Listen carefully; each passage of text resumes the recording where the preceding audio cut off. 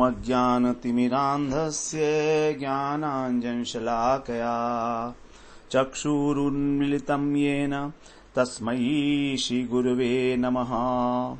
वन्देऽहं श्रीगुरो श्रीयुत्पदकमलं श्रीगुरून् वैष्णवांश्च श्रीरूपं सागरजातं सहगण रघुनाथान्वितं तं सजीवं साद्वैतं सावधूतं परिजनसहितं कृष्ण चैतन्यदेवं श्रीराधा कृष्णपादान् सहगण ललिता श्रीविशाखान्वितांश्च तमादिदेवं करुणानिधानं तमालवर्णं सुहितावतारम् अपार संसार समुद्र सेतुं भजामहे भागवत स्वरूपम्। हे देव हे दैत हे भुवनैक बंधो हे कृष्ण हे चपल हे करुणैक सिंधो हे नाथ हे रमण हे नयनाभिराम हा हा कदानुभवितासि पदं दृशोर्मे। श्री कृष्ण चैतन्य प्रभो नित्यानंद श्री अद्वैत गदाधर शिवसदि गौरभक्त वृंद। हरे कृष्णा कृष्णा कृष्णा हरे हरे, हरे राम राम राम हरे हरे। हरे कृष्णा। सर्वप्रथम मैं अपने गुरुपाद पद ओम विष्णुपाद अष्टोत्तर शत श्री श्रीमद् भक्ति वेदांत माधव गोस्वामी महाराज के चरण कमलों में अनंत कोटि दंडवत प्रणाम ज्ञापन करता हूँ। हम लोग श्रीमद् भागवत पुराण में चतुर्थ स्कंध जो मोक्ष प्रधान सृष्टि लीला है उसका श्रवण कर रहे हैं। 30वां अध्याय। पुरंजन उपाख्यान के बाद विदुर जी ने मैत्रेय जी से पूछा कि आपने पहले जो प्राचीन बरही जी के पुत्र को वर्णन किया था प्रचेता गणों का, उन्होंने रुद्र गीत के द्वारा भगवान की स्तुति की और फिर उन्होंने मोक्ष को प्राप्त किया ही होगा, लेकिन उससे पहले उन्होंने इस जगत में और परलोक में किस प्रकार की सिद्धि को प्राप्त किया, ये आप हमें बताइए। तो मैत्रेय जी कह रहे हैं कि जब प्रचेताओं ने समुद्र के अंदर खड़े रहकर भगवान का स्तवन किया रुद्र गीत के द्वारा, तो भगवान प्रसन्न हुए। 10,000 वर्ष दिव्य वर्ष बीतने के बाद फिर भगवान जो है उनको दर्शन दिए और जो है उनके सामने प्रकट हुए। बड़ा सुंदर भगवान के रूप का वर्णन है, कैसे वो गरुड़ जी के कंधे पर बैठे हुए थे, मानो सुमेरु के शिखर पर कोई शाम घटा आ गई हो, बादलों की घटा आ गई हो। इस प्रकार से भगवान ने फिर उनसे कहा कि तुम लोगों में आपस में बड़ा प्रेम है और तुम सबका एक ही प्रकार का स्वभाव है और धर्म है, मैं तुमसे अत्यंत प्रसन्न हूं, इसलिए तुम मुझसे वर मांगो। तो वर मांगने से पहले ही 3 वरदान भगवान ने स्वयं दे दिए कि जो तुम्हारा जो है सायंकाल स्मरण करेगा वो उन सब में भाइयों में बड़ी प्रीति होगी, और जो सायंकाल और प्रातःकाल रुद्र गीत से मेरी स्तुति करेगा मैं उसको शुद्ध बुद्धि प्रदान करूंगा। और तुमने जो अपनी पिता की आज्ञा बड़ी प्रसन्नता से शिरोधार्य की है तो तुम्हारी कीर्ति इस जगत में फैल जाएगी। और तुम जो है अब जो कंडू ऋषि और प्रमलोचा नामक अप्सरा है उससे जो एक पुत्री उत्पन्न हुई है, जिसको वृक्षों ने जिसका लालन पालन किया, उससे तुम संतान उत्पन्न करो और उसके बाद फिर तुम जो है वो तुम्हारी पत्नी होगी और उसके साथ तुम 10 लाख दिव्य वर्षों तक बलवान रहकर और इन भोगों को भोगो। तो जो तपस्या की थी वो 10,000 वर्षों तक की थी। साधारण वर्ष, वहां तो दिव्य वर्ष नहीं लिखा है, लेकिन भोग भोगने के लिए भगवान ने कहा 10 लाख दिव्य वर्षों तक, और उसके बाद फिर तुम इन भोगों से उपरत होकर विरक्त होकर मेरे धाम को प्राप्त होगे। तो भगवान ने कहा कि गृहस्थ धर्म में होते हुए भी जो अपनी जीवन को मेरी कथाओं में ही व्यतीत करता है उसको जो है ये घर जो है बंधन का कारण नहीं बनता उसके लिए। तो गृहस्थ लोगों के लिए, हमारे सबके लिए एक शिक्षा है ये वाली भगवान की।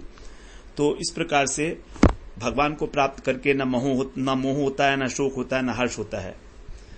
तो मैत्रेय जी बोलते हैं कि भगवान के दर्शन से उनका रजोगुण तमोगुण शांत हो गया था और फिर उन्होंने भगवान की बड़ी सुंदर स्तुति की है कि भगवान नित्य शुद्ध और शांत हैं और वो जो है विशुद्ध सत्वात्मक हैं उनका ज्ञान संसार बंधन को नष्ट कर देता है। वासुदेव नंदन भगवान श्री कृष्ण ही हैं। इस प्रकार से हम लोग स्तुति का गान कर रहे हैं। 27वें श्लोक में बोलते हैं, रूपम भगवता त्वेदद शेष क्लेश संक्षयम आविष्कृतम न क्लिष्टानाम कि मन्यदनुकंपितम। अशेष माने संपूर्ण क्लेशों को नाश करने वाला, क्लेश संक्षयम एतद रूपम, आपका ये जो रूप है ये भगवता आपने क्लिष्टानाम, हम जैसे लोगों के लिए जो अत्यंत अविद्या से ग्रसित है, 5 प्रकार की जो अविद्या, अस्मिता, राग, द्वेष और अभिनिवेश, इनसे ग्रस्त हम लोगों के सामने, नौ माने हमारे सामने, आविष्कृतम माने प्रकट किया है। अन्यत अनुकंपितम किम, इससे अधिक और कृपा क्या होगी आपकी। आपने हम जैसे तुच्छ जीवों के सामने इसको प्रकट कर दिया, हमें तो यही सबसे बड़ी कृपा लगती है आपकी। अब 28वें श्लोक में बोलते हैं, एतावत्त्वं हि विभूभिर्भाव्यम दीनेषु वत्सलै यदुस्मर्यते काले स्वबुद्ध्या भद्ररंधन। हे अमंगलहारी प्रभु, अभद्र रंधन, अभद्र का मतलब अनर्थ, तू जो अनर्थों का रंधन कर दे, मतलब सभी प्रकार के अमंगलों का नाश कर दें, ऐसे भगवान दीनेषु वत्सलै, जो दीनों पर कृपा करने वाले हैं, दया करने वाले हैं। जो विभू लोग हैं वो कह रहे हैं कि जो लोग विभू हैं, समर्थ हैं, उनके लिए एतावत्त्वम ही, आपकी इतनी कृपा बहुत है, भाव्यम माने इतनी कृपा बहुत है कि यत काले, समय समय पर, स्वबुद्धया, आप अपनी बुद्धि से, अनुस्मरते, हमारी स्मरण कर लिया करें। समर्थ पुरुषों को इस प्रकार की कृपा करनी चाहिए कि हम जैसे दीन वत्सलों के ऊपर समय समय पर वो स्मरण कर लें कि ये हमारे हैं, बस इतना ही, यही बहुत है। तो जब कोई बड़ा व्यक्ति हमें याद कर ले, यही बहुत बड़ी कृपा होती है। गुरु हमको याद कर लें, स्मरण करें, ये गुरु की बहुत बड़ी कृपा है। अगर गुरु किसी समय हमें याद करें, हम तो गुरु को याद करते हैं, लेकिन अगर गुरु हमें याद करें तो आपने हमारा स्मरण किया, इसकी बहुत बड़ी हमारी कृपा है, बहुत बड़ा। हमको यही वर चाहिए था कि आप हमारा स्मरण करें, बस किसी प्रकार। अब आगे 29वें श्लोक में बोलते हैं, ये नोपशांतिर्भूतानाम क्षुल्लका नाम पीहताम अंतर्हितो अंतर्हृदये कस्मान्नो वेदनाशिष। ये माने जिनके द्वारा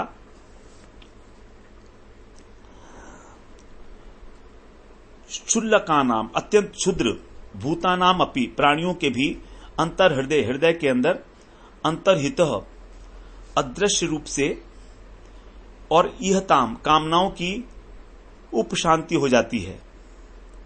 आपके स्मरण के द्वारा हम जैसे क्षुद्र प्राणियों के हृदय में भी कामनाओं की, जो अदृश्य रूप से हमारे अंदर कामनाएं हैं, वो शांत हो जाती हैं, उपशांति। तो इस प्रकार के हैं आपका स्मरण। आपके स्मरण से आपके जो आश्रित हैं, जो अत्यंत दीन हैं, क्षुल्लका नाम, उनका चित्त शांत हो जाता है। और आप तो सभी प्राणियों के अंतःकरण में अंतर्यामी रूप से विराजमान हैं।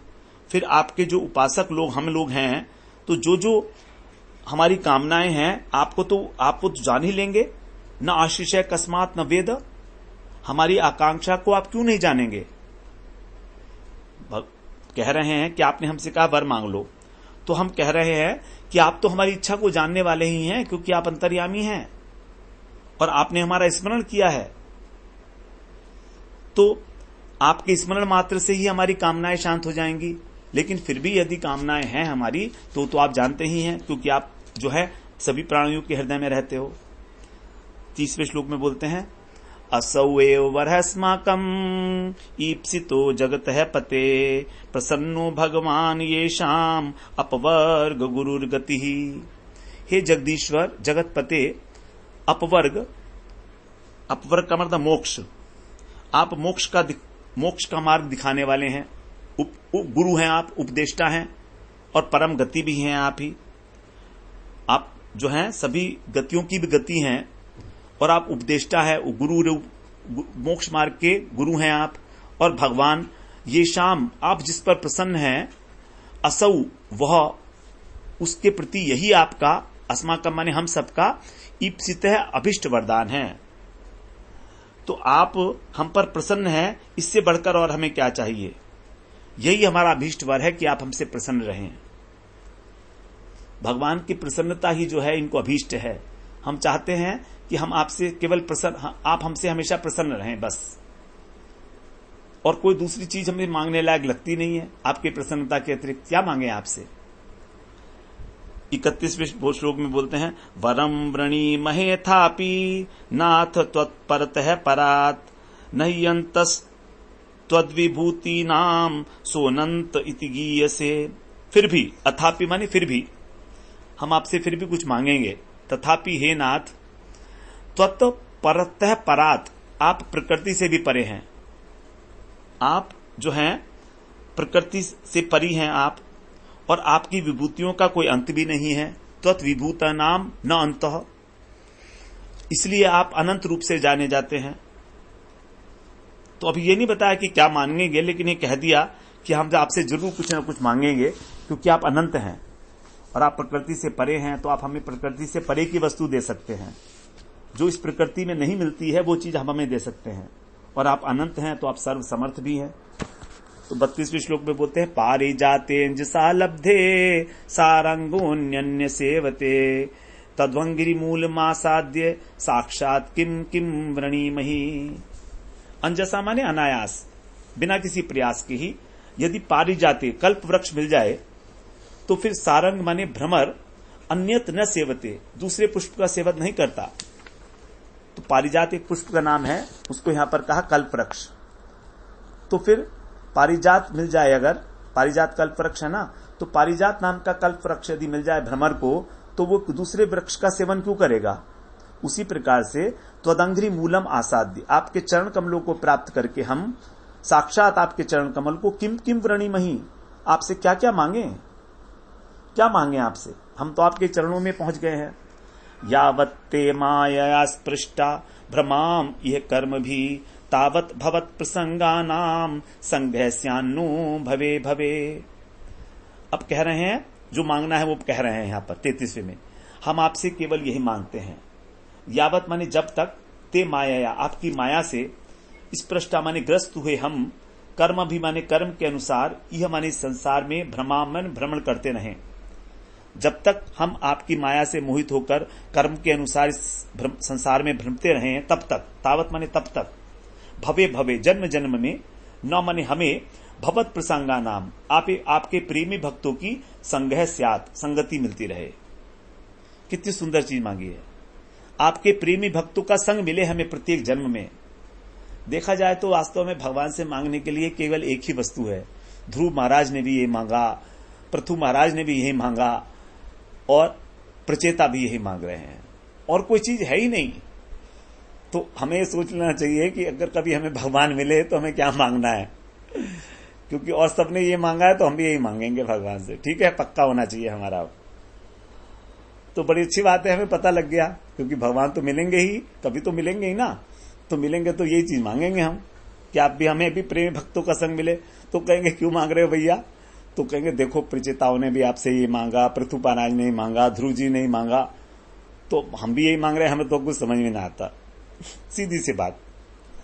अब 34 में बोलते हैं, क्यों मांग रहे हो भैया तुम प्रेमी भक्त का संग। तो कह रहे हैं, तुल्याम लवे नापी न स्वर्गम न पुनर्भवम भगवत संगी संगस्य मर्त्यानाम किमुताशिष। जो भगवत संगी संगस्य हैं, भगवान के संगी मतलब भक्त हैं, उनका संग एक लव मात्र का भी मिल जाए। लव बहुत छोटी सी एक इकाई होती है, क्षण से भी नीचे होता है लव। तो उसकी तुलना, तुल्या माने तुलना, न स्वर्ग से की जा सकती है न मोक्ष से की जा सकती है। फिर मर्त्या नाम की मुताशिश है, जो इस संसार के भोग हैं इनकी क्या बात करें। यहां किमुत कैमुतिक न्याय है, कैमुतिक न्याय होता है। कैमुतिक न्याय का होता है कि जब बड़ी चीज मिल गई तो छोटी चीज का क्या मांगना। जैसे हाथी के पैर में सबका पैर, जैसे 1000 के, जैसे 500 के नोट में, 1000 का नोट तो होता नहीं है, जैसे 500 रुपए के नोट में 100 रुपए का नोट तो है ही है ना। तो किमुत आशीष है, किम माने क्या, उत आशीष है माने क्या मांगा जाए, कैमुतिक न्याय। आगे 35वें श्लोक में बोलते हैं, यत्रेड्यन्ते कथामृष्टास् तृष्णाया प्रशमो यतः निर्वैरम यत्र भूतेषु नोद्वेगो यत्र कश्चन। यहां कह रहे हैं यत्र माने जहां, मृष्टा कथा, आपकी जो मधुर कथाएं, निर्मल कथाएं होती हैं, ईड्यन्ते होती रहती हैं, जिससे तृष्णाया प्रशमन है, तृष्णाएं शांत हो जाती हैं, सभी प्रकार की मानवीय इच्छाएं जो है शांत हो जाती हैं श्रवण मात्र से। जहां भूतेषु निर्वैरम, प्राणियों से विरोध नहीं रहता किसी प्रकार का। यत्र माने जहां कश्चन उद्वेग न, कोई उद्वेग नहीं होता। आपकी कथाओं का फल बता रहे हैं। भगवत भक्तों के समाज में आपकी कथाएं होती हैं, वहां पर श्रवण मात्र से भोग तृष्णा शांत होती है, प्राणियों में वैर विरोध उद्वेग नहीं रहता। कितनी सुंदर बात है। तो कथाओं का यहां पर जो विशेषण दिया गया, कहा मृष्टा। मृष्टा का अर्थ होता है खूब घिसी हुई, मृष्ट करना, घिसना, उसको साफ की हुई, जो चमकी हुई है। तो देखिए, जब भगवान की कथाएं जो हैं एक अशुद्ध व्यक्ति कर रहा है, जिसके अंदर अनेक प्रकार की कामनाएं वासनाएं हैं, तो उस कथा के अंदर उस वासना की गंदगी आ जाती है, क्योंकि वो उसके साथ घिसी हुई है, मृष्टा है। उसके भाव जो है उस कथा में आ जाएंगे। और जब भगवान के भक्त कथा करते हैं तो वो अलग प्रकार की है, वो बिल्कुल साफ कर देते हैं, उसको निर्वासना कर देते हैं, धोकर मांझ कर, जिससे कि श्रोता की तृष्णा मिटती है, भोग की तृष्णा, संसार की तृष्णा मिटती है। अगर धन की तृष्णा से भगवान की कथा की जाएगी तो क्या होगा, हमारे अंदर भी धन को प्राप्त करने की लालसा जाग जाएगी, क्योंकि धन की कथा धन के यदि से की जाएगी तो कथा का सार जो उस धन में चला जाएगा। तभी तो कहा गया कलयुग में जो है कथाओं का सार ही चला गया है। नारद जी ने यह बात कही थी शुरू में। और वक्ता यदि सोचता है कि कथा के उपलक्ष्य में मुझे कुछ मिलेगा, तो बस फिर तृष्णा ही तृष्णा रह गई, कथा तो पीछे रह गई। लेकिन कथा का स्वभाव यह है कि तृष्णा शांत हो, इसीलिए भगवान की कथा कहने के अधिकारी वही हैं जिनको किसी प्रकार की इच्छाएं नहीं है, परमार्थिक लाभ को छोड़कर किसी भी प्रकार की आकांक्षा ना हो, तभी हमको भगवान की कथा करनी चाहिए और सुननी भी चाहिए उसी भाव से। अब आगे कहते हैं 36वें श्लोक में, यत्र नारायण साक्षात भगवान न्यासिनाम गति संस्तूयते सत्कथासु मुक्त संगई पुनः पुनः। बड़े इंपॉर्टेंट हैं सारे श्लोक ये, 33, 34, 35, 36। यत्र, जहां पर भगवान की कथा होती है, नारायण है साक्षात, भगवान न्यासी नाम गति ही। तो यहां कह रहे हैं कि जहां पर सत्कथासु, अच्छे अच्छे प्रसंगों के द्वारा, कथा के मुक्त संगई अनासक्तों के द्वारा, और सन्यासियों की जो आश्रय हैं, सन्यासी नाम गतिम, सन्यासियों की जो आश्रय है साक्षात नारायण, उन भगवान का पुनः पुनः बार बार संस्तूयते, गुणगान होता है। आगे 36वें 37वां एक साथ ही है, तेषाम विचरताम पदभ्याम तीर्थानाम पावनेच्छया भीतस्य किम न रोचेत तावका नाम समागमः। वहां पर आपके जो भक्त जन हैं, जो तीर्थों को पावन करने के उद्देश्य से विचरते हैं, तेषाम माने उन, जहां पर वो कथा होती हैं, ऐसे तीर्थों को पवित्र करने की इच्छा से, तीर्थानाम पावन इच्छया, पैदल विचरण करते हुए, पदाभ्याम विचरताम, तेषाम माने उन, तावका नाम माने आपके भक्तों का समागम, जहां पर वो कथाएं कर रहे हैं, भीतस्य, संसार के भयभीत लोगों को, किम न रोचेत, क्यों नहीं अच्छा लगेगा, अर्थात सभी को अच्छा लगना चाहिए। तो ऐसे भगवान के भक्तों को, जो तीर्थ को भी पावन करने वाले हैं, तीर्थी कुर्वन्ति तीर्थानी, जो तीर्थों को भी तीर्थत्व प्रदान करते हैं, ऐसे भगवान के भक्त, तो जब वो कथा करते हैं, गुणगान करते हैं आपकी, तो फिर संसार से जो भयभीत लोग हैं उनको क्यों नहीं अच्छा लगेगा। संसार में जो आसक्त है उनको नहीं अच्छा लगेगा, वो तो ठीक बात है, लेकिन जो भयभीत हो चुके हैं, संसार का स्वरूप जान गए हैं कि संसार एक दावानल है, तो उनको तो आपकी कथाएं बड़ी शीतल, बड़ी मधुर, हृतकर्ण रसायना कथा लगेंगी आपकी। आगे बोलते हैं 38वें श्लोक में, वयम तु साक्षात भगवन् भवस्य प्रियस्य सख्यूषण संगमेन सुदुश्चिकित्सस्य भवस्य मृत्योर्भिषक्तमं त्वाद्य गतिम गतास्मः। बड़ी सुंदर बात बता रहे हैं। हे भगवान, प्रियस्य सख्यु, आपके जो प्रिय सखा हैं, कौन है? भगवान शंकर। उनके क्षण संग में न, उनके क्षण भार के संग से थोड़ी देर के लिए तो मिले थे शिव जी। वयम साक्षात, आपको, हमें आपका साक्षात दर्शन हो गया। और सुदुश्चिकित्सस्य, और जो अत्यंत दुस्साध्य है ऐसा, भवस्य, इस संसार रूपी मृत्यु रोग से, भीषकतमम, श्रेष्ठतम वैद्य, इस मृत्यु रोग के जो वैद्य हैं वो कौन है? भगवान। त्वा माने आपकी, अद्य माने आज, गतिम गतः स्मः, हम शरण में आ गए हैं। तो आप इस जन्म मरण रूपी दुस्साध्य रोग के श्रेष्ठतम वैद्य हैं। भीषकतम माने भीषक्त माने होता है वैद्य, भीषकतमम, आप श्रेष्ठतम वैद्य है। हमने आपका शरण ले लिया है। गतिम इस गता स्म। 39 में बोलते हैं, यन्नः स्वधीतम गुरुवः प्रसादिता विप्राश्च वृद्धाश्च सदानुवृत्त्या आर्यानता सुहृदो भ्रातरश्च सर्वाणि भूतानि नसूयैव। यहां कह रहे हैं कि हम लोगों ने, नौ माने हम लोगों ने, यत माने जो, सुअधीतम उत्तम अध्ययन किया है और उसका सदा अनुवृत्तिया अनुगमन करने से, फिर गुरुवः गुरुजनों का, विप्रा माने ब्राह्मणों का, वृद्धा माने वृद्धजनों का को प्रसन्न करने का, प्रसादिता, और आर्यानतः बड़े लोगों के लिए हमने प्रणाम किया है, वंदना की है उनकी, और अनसूयवा गुणों में दोष न देखकर, असूया भाव को त्याग कर, और सुहृद जो हमारे संबंधी हैं, भ्राता हैं, उनको सर्वाणि भूतानि सभी प्राणियों को हमने जो है प्रसन्न किया है। 39 में ऐसा बोला। फिर आगे 40वां इसके साथ ही है, यन्नः सुतप्तम तप एतदीश निरंधसाम कालमधभ्रमप्सु सर्वं तदेतत् पुरुषस्य भूम्नो वृणीमहे ते परितोषणाय। और जो हमने ये निरंधसाम, निराहार रहकर, अध्रब कालम, दीर्घ काल तक, अपसु माने जल में, तप सुतप्तम, श्रेष्ठ अच्छी प्रकार से तप किया है। हे स्वामी, तत् एतत् सर्वम, वो सब जो है क्यों किया हमने? ते परितोषणाय, आपको संतुष्ट करने के लिए, जो सर्वव्यापक परम पुरुष हैं, आपको संतुष्ट करने के लिए। और वृणीमहे, हम आपसे यही वरदान मांगते हैं, यही है हमारा वरदान मांगना, कि हमको आपके भक्तों का संग प्राप्त होता रहे जन्म जन्म में। आगे 41वें श्लोक में बोलते हैं, मनु स्वयंभुर भगवान भवश्य ये न्ये तपो ज्ञान विशुद्ध सत्वा अदृष्ट पारापियन महिम्ना स्तुवन्त्यथो त्वामात्म समम गृणीमः।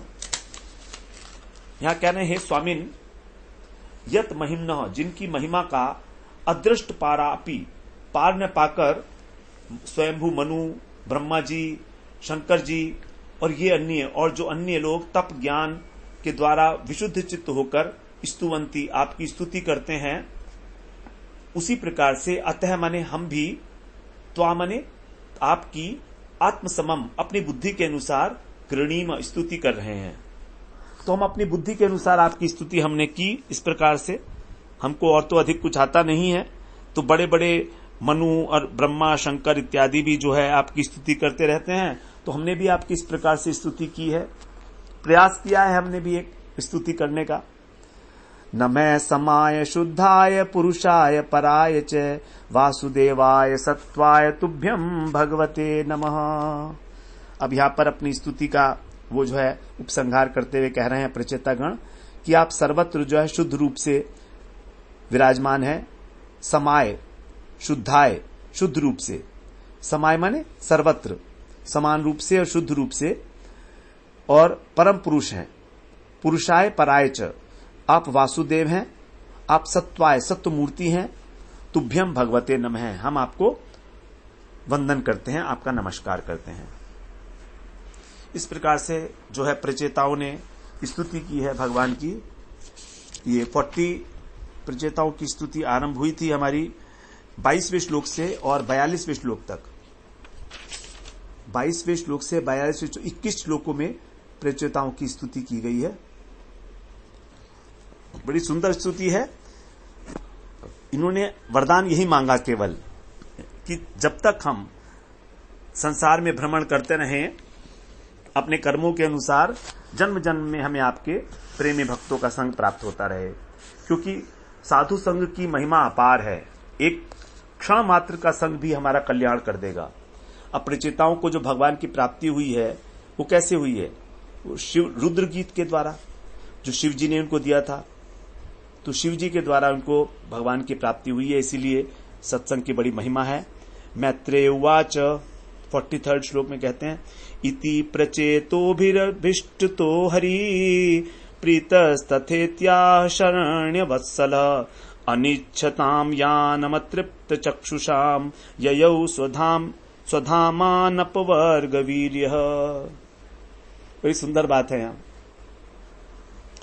यहां कह रहे हैं प्रचेताओं के द्वारा, इति माने इस प्रकार, अभिष्टुतः स्तुति होने पर, शरण्य वत्सल, शरण्य वत्सल जो अपने शरणागत को के प्रति वत्सल हैं, ऐसे भगवान हरि प्रीत है, भगवान ने प्रसन्न होकर तथा इति आहा, ऐसा ही हो, तथास्तु ये कहा। तो भगवान ने कहा तथास्तु, ऐसा ही हो।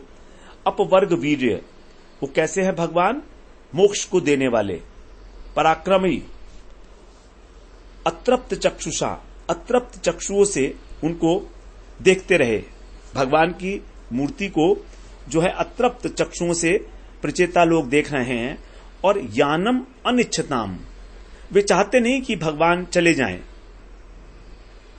भगवान की मधुर दर्शन, मूर्ति के दर्शन से प्रचेताओं के नेत्र तृप्त नहीं हुए थे, इसलिए वो उनको जाने नहीं देना चाहते।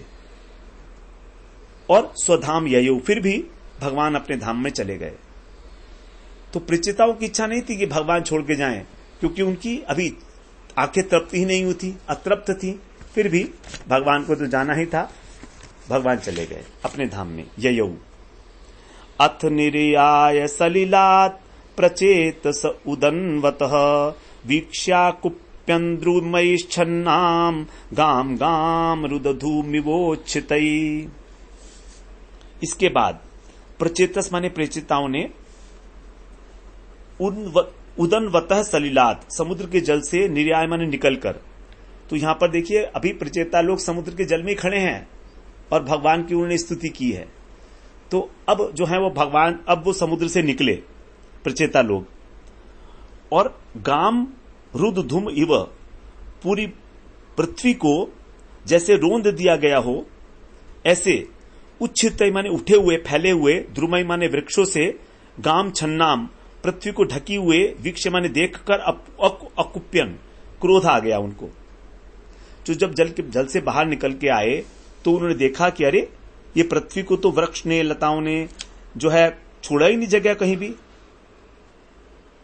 कुछ जगह ही नहीं रही है, सारा ढक लिया है। तो मानो स्वर्ग का मार्ग रोकने के लिए इतने बढ़ गए हों। ये जो वृक्ष हैं इतना अधिक बढ़ गए हैं, क्योंकि इतने समय से इनके पिताजी भी वन में चले गए थे और ये भी जो है यहां पर आ गए समुद्र में। तो अब राज्य करने के लिए कोई रहा नहीं, तो राज्य पाठ कुछ रहा नहीं इनका। तो इनको बड़ा क्रोध आया कि अरे ये क्या कर दिया, हमारे पिताजी चले गए तो क्या ये होगा कि सारे वृक्ष में पृथ्वी को ढक लेंगे। अब आगे देखिए कितनी आश्चर्य की बात है इस श्लोक में कि 44वें श्लोक में कहते हैं कि भगवान के दर्शन करके आ रहे हैं, और भगवान के दर्शन करके आने पर भी जो है क्रोध आ गया। ये कोई साधारण बात नहीं है। तो भगवान के दर्शन होने से भी फिर क्या हुआ, इसीलिए कहा जाता है कि भगवान का दर्शन ही सब कुछ नहीं है। भगवान का दर्शन के बाद जब भगवत प्राप्त पुरुष जो भगवान के भक्त हैं, वो भगवान के दर्शन के बाद भक्त को पकाते हैं, जब भक्त कह दें, भक्त जब कहें, तब हमें समझना चाहिए कि हां पक्का हो गया है। तो यहां पर जो है, क्योंकि भगवान के अंतर्धान होने पर जब प्रचेता लोग उससे बाहर निकले समुद्र से, तो देखा कि सारे जो है वृक्ष, हर जगह वृक्ष ही वृक्ष फैले पड़े हैं। जब वो तपस्या करने चले गए थे पिताजी, तो उनको बड़ा क्रोध आया उसके ऊपर। तो उन्होंने कहा कि अरे हमारे पिताजी की जो पृथ्वी थी वो कहां चली गई। तो उनको क्रोध कब आया, उनको क्रोध, देखिए क्रोध आ गया उनको, शंकर जी के दर्शन उनको हो चुके हैं, शंकर जी का पाठ ने स्तोत्र बताया, उसका जप किया, उसके फलस्वरूप भगवान मिल गए, भगवान मिल गए, वरदान मिल गया, तो भी उनको प्रचेताओं को क्रोध आ गया। इसीलिए तुलसीदास जी ने एक बार कहा है, बोले बिहसि महेश तव ज्ञानी मूढ़ न कोय, जेहि जग जस रघुपति करही, सोते ही छन तस होय। शिवजी जो है कह रहे हैं पार्वती जी से, बोले बिहसि महेश तब, ज्ञानी मूढ़ न होए। इस जगत में कोई ज्ञानी नहीं होता, कोई मूढ़ नहीं होता। अरे भगवान रघुपति जिससे जैसा कराना चाहेंगे वो वैसा ही होगा। तो भगवान के दर्शन का फल भी ये फिक्स नहीं है कि हमारे अंदर करुणा आ जाएगी। वो चाहते थे कि क्रोध करें प्रचेता लोग, तो क्रोध आ गया, प्रचेताओं को क्रोध आ गया। भगवान ऐसा चाहते थे, तभी तो आया क्रोध। जैसे ध्रुव महाराज को भी भगवान ने दर्शन दिए, उनको भी क्रोध आया। उन्होंने जो है, जब उनके भाई उत्तम का वध कर दिया यक्षों ने, तो उन्होंने सैकड़ों लाखों यक्षों को मार दिया, यक्ष लोगों को। तब उनको फिर मनु महाराज ने आके समझाया, रोका। इस प्रकार से 46-45 श्लोक में बोलते हैं, ततोग्नि मारुतौ राजन न मुंचन मुखतो रुषा, महीम निर्विरुद्धम कर्तुम संवर्तक इवात्यये। तब उन्होंने क्या किया, हे राजन, ततः माने तब, महीम निर्विरुद्धम, पृथ्वी को इस वृक्षों से रहित करने के लिए, विरुद्ध माने वृक्षों से रहित करने के लिए, निर्विरुद्धम क्रोध में आके, क्रूषा माने क्रोध में आकर, अत्यय प्रलय काल के अंदर जो संवर्तक अग्नि होती है, जो संकर्षण जी के मुख से निकलती है, वो मुखत्या माने अपने मुख से इस प्रकार की अग्नि मारुतौ, वायु और अग्नि को वो अमुंचन छोड़ने लगे। जैसे कालाग्नि में रुद्र जो है छोड़ते हैं संकर्षण भगवान, उस प्रकार की अग्नि छोड़ने लगे। वीक्ष माने अब 46वें श्लोक में, भस्म सात क्रियमाणानां तान द्रुमान वीक्ष पितामह, आगत शमयामास पुत्रान बर्हिष्मतो नई। जब देखा कि वृक्षों को भस्म किया जा रहा है, द्रुमान वीक्ष, भस्म किए हुए वृक्षों को देखकर पितामह ब्रह्मा जी ने आकर, आगत माने आकर, प्राचीन बलि के जो पुत्र थे प्रचेता, उनको नए माने युक्ति पूर्वक, न्याय पूर्वक समझाकर शमया पास है शांत किया, समझा बुझाकर शांत किया। नए माने युक्ति पूर्वक, न्याय पूर्वक। 47 में बोलते हैं, तत्रावशिष्टा ये वृक्षा भीता दुहितरम तदा, उज्जहस्तु प्रचेतोभ्य उपदिष्टा स्वयं भुवा। तत्र माने वहां पर, फिर तदा माने उसके बाद, ये वृक्षा, जो वृक्ष अवशिष्टा बच गए थे, उन्होंने स्वयं भुवा उपदिष्टा, ब्रह्मा जी के कहने से और डरकर, ते भीता माने उनसे डरकर, अब डर गए ना, तो और दुहितरम अपनी पुत्री को प्रचेतोभ्य उज्जह रू, प्रचेताओं को दे दिया। तो ब्रह्मा जी के कहने से उन्होंने और प्रचेताओं को अपनी कन्या दे दी। भगवान ने कहा ही था कि तुम उससे विवाह कर लेना। अब 48वें श्लोक में बोलते हैं, तेच ब्रह्मण आदेशान मारिशाम उपये मिरे, यस्याम महद वज्ञानाद अजन्य जनयो निजः। तब उन प्रचेताओं ने ब्रह्मण आदेशात, ब्रह्मणा जी के आदेश से, मारिशाम, जो मारिशा नाम की कन्या थी, उससे उपये मेरे विवाह कर लिया। यस्याम ने जिसके गर्भ से, महत अवज्ञानात, महादेव जी के अपमान के बाद, महत का मतलब महत अपराध किया था ना दक्ष प्रजापति ने महादेव शिव जी का, तो उस महादेव जी के अपमान के बाद, अवज्ञा करने के बाद, अवज्ञानात, दक्ष ने अनज योनिजह, जो ब्रह्मा जी के मानस पुत्र थे, पहले वाले जो दक्ष थे ब्रह्मा जी के, वो मानस पुत्र थे, वो थे अजन, लेकिन अब यहां पर योनिज होकर, अब वो मारीशा के पुत्र के रूप में है, तो योनिज होकर उन्होंने अजनी माने जन्म लिया। वही दक्ष उस समय उन्होंने अपना शरीर छोड़ दिया था यज्ञ को पूरा करके, क्योंकि उनके सिर के ऊपर जो है उसका सर लगा दिया गया था, किसी पशु का सर लगा दिया गया था वहां पर, तो वहां पर उन्होंने अपना शरीर त्याग दिया था। उसके बाद फिर वही दक्ष जो है यहां पर पैदा हुए दोबारा से भगवान की प्रेरणा से। अब चाक्षुषे त्वंतरे प्राप्ते प्राक सर्गे काल विद्रुते यह सस्रज प्रजा इष्टा स दक्षो दैव चोदितः। चाक्षुष मनमंत्र के आने पर जो सृष्टि का पहला कालक्रम था उसके नष्ट हो जाने से भगवान की प्रेरणा से जिन्होंने यह इष्टा प्रजा, अभीष्ट प्रजा की सृष्टि की, ये वही दक्ष थे, ये वही दक्ष हैं। इन्हीं दक्ष ने चाक्षुष मनमंत्र के आने पर जब पहला सर्ग नष्ट हो गया था तो नवीन प्रजा की उत्पत्ति की। आगे 50वें श्लोक में बोलते हैं, यो जायमान सर्वेषां तेजस तेजस्विनां रुचा स्वयोपादत्त दाक्ष्याच्च कर्मणाम दक्षम अब्रुवन। इनका नाम जो दक्ष पड़ा है वो क्यों पड़ा है? य जायमानः, जिन्होंने जन्म लेते ही अपनी स्वया रुचा, अपनी कांति से सर्वेशाम तेजस्विनाम तेज उपादत्त, सभी तेजस्वियों का तेज छीन लिया। बड़े तेजस्वी थे ये, सबका तेज इनके आगे जो है फीका पड़ जाता था। और कर्मणाम दाक्ष्यात, कर्म करने में अत्यंत दक्ष थे, इसलिए दक्ष अब्रुवन, इनको लोग दक्ष कहते थे। तो इनका नाम है प्राचेतस दक्ष। नाम वही है, पहले भी दक्ष था, अब भी दक्ष है, लेकिन वो भी प्रजापति थे, ये भी प्रजापति हैं, लेकिन अब इनका नाम कहा जाएगा प्राचेतस दक्ष, क्योंकि प्रचेता के पुत्र के रूप में हुए हैं, इसलिए प्राचेतस। 51वें श्लोक में कह रहे हैं, तम प्रजा सर्ग रक्षायाम अनादिरभिश्च च युयोज युयुजेन्यांश्च सवै सर्व प्रजापतीन। अनादि प्रजा सर्ग, अनादि ब्रह्मा जी ने इनको प्रजापतियों के नायक के रूप में, रक्षायाम, प्रजा की सृष्टि की रक्षा के लिए इनका अभिषेक किया दक्ष के रूप में, अभिषिच्य। और निश्चय रूप से ही ब्रह्मा जी ने ही अन्यान माने दूसरे सर्व प्रजापति, सभी प्रजापतियों को भी युयोज माने प्रजा की रक्षा में लगाया, और युयुजे स्वयं भी लगे।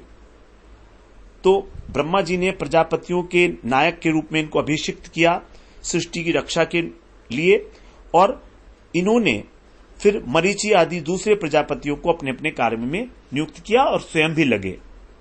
स्वयं भी प्रजा की सृष्टि की, और मरीचि इत्यादि जो इनके भाई थे, क्योंकि मरीचि जो है वो ब्रह्मा जी के मानस पुत्र थे और ये भी मानस पुत्र थे, भाई भाई थे, लेकिन इन्होंने अपना शरीर छोड़ दिया था, तो अब इन्होंने प्रचेताओं के रूप में शरीर ग्रहण किया और फिर मरीचि इत्यादि जो थे उन प्रजापतियों को भी अपने अपने काम में लगा दिया, सर्व प्रजापति। इस प्रकार से हमारा ये आज 30वां अध्याय पूरा होता है। अब हम अगले सत्र में, अंतिम अध्याय है हमारा इस स्कंध का 31वां अध्याय, उसके अंदर प्रचेताओं को भगवान श्री नारद जी का उपदेश प्राप्त होगा और फिर उनको परम गति की प्राप्ति होगी, उसका हम लोग श्रवण करेंगे। वांछा कल्पतरुभ्यश्च कृपा सिन्धुभ्येव च पतितानां पावनेभ्यो वैष्णवेभ्यो नमो नमः।